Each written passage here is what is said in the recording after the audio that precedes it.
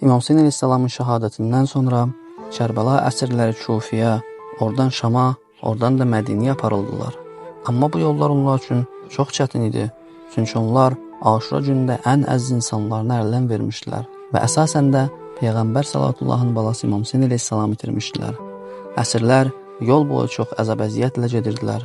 Əllərində, ayaqlarında qandal, isti və yandırıcı səhrada uzun mənzillər qət edirdilər. Amma ondan da böyük zərbə və əziyyət cəmaatın onlara aşağı gözlə baxması idi.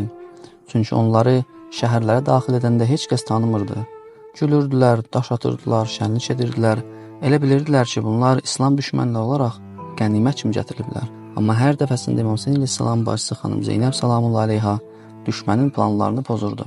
Öz yanıqlı çıxışları ilə insanları başa salırdı ki, biz Peyğəmbərin ailəsiyik.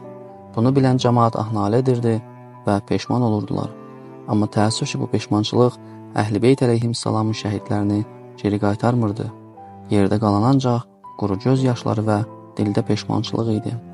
Və bununla da xanım Zeynəb salamullah aleyha düşmənin planlarını ardına aparırdı və hər yerdə İslam düşmənlərini rəzil və xar edirdi.